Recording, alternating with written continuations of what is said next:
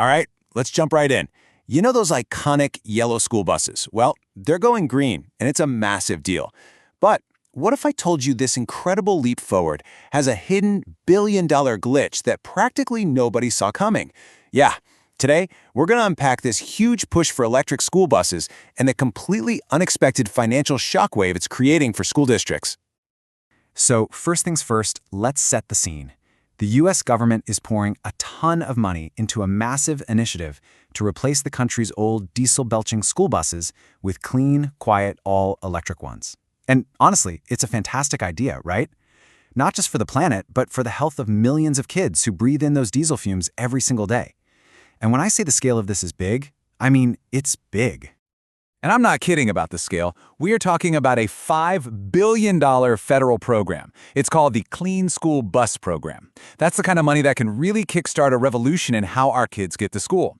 And on the surface, it's all designed to make switching to electric feel like a total no-brainer. But, you know there's always a but, right? So here's the twist. What if getting these free or super subsidized buses actually came with a hidden operating cost? A cost so high, it could literally break a school district's budget. What is this secret cost that's threatening to turn this green dream into a financial nightmare? And that brings us right to the heart of the problem. It's something called a demand charge. You've probably never heard of it, but for these school districts, it's turning into a billion-dollar shock to the system. So, what on earth is a demand charge? Well, unlike your electricity bill at home, which is mostly based on how much total electricity you use over a whole month, a demand charge is based on your single highest moment of electricity use. Think of it as a fee for how much stress you put on the grid all at once. The utility has to be ready for that absolute peak, even if you only hit that peak for like 15 minutes a month. Let's break it down like this. We're all used to paying for our total energy, right? The kilowatt hours. That's just the total amount of power we pull over time. But for a big operation like a school bus depot, the thing that can absolutely wreck the budget is something different: peak demand. That's measured in kilowatts. It's not how much you use, but how fast you use it at your busiest moment. And it's a totally different game with massive consequences. Okay, look at this. This is where it gets crazy. For a commercial bill, that demand charge can make up 80% of the total cost. 80%. The cost of the actual electricity you used all month, it's tiny compared to that. It's that one single spike that costs you a fortune. And this is the trap right here. Just picture it. A whole fleet of electric buses rolls back into the depot after school. What do? You plug them all in at the same time so they're ready for the morning. And boom! You've just created a massive, simultaneous energy spike. And that's what triggers these absolutely crippling demand charges from the power company. So, okay, if the peak is the problem, then managing that peak has to be the solution. And this, of course, is where technology comes in. Let's talk about a company that's tackling this problem head-on. They're called Stromfee.AI, and they've built an AI-powered energy manager to solve this exact issue. I really love this quote. Turn your electric fleet from a grid problem into a grid solution. It just perfectly reframes the whole situation. See, with the right smart software, that giant fleet of batteries on wheels, it doesn't have to be a problem for the grid. It can actually become part of the solution. It can become an asset that helps make the grid more stable. So how does this thing actually work? It's kind of brilliant. First, the software analyzes everything in real time.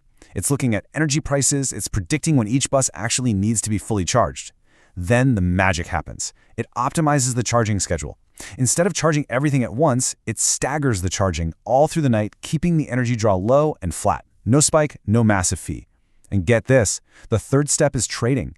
It can even sell energy from the bus batteries back to the grid when prices are high, basically turning the fleet into a little power plant that makes money.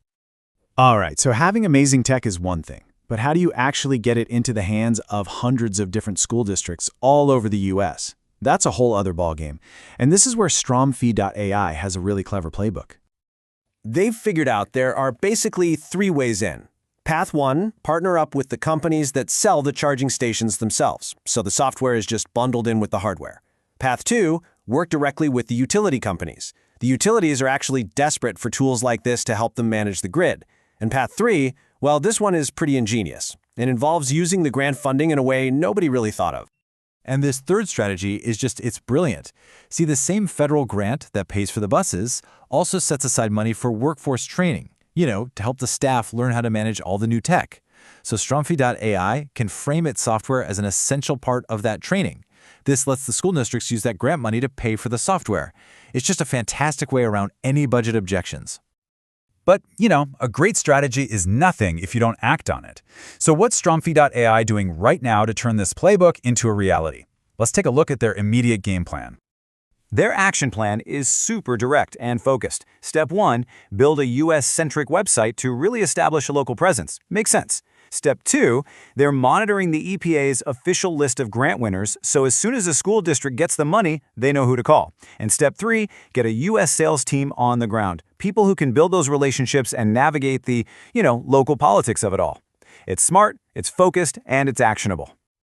And this really brings us to a final, much bigger question, doesn't it?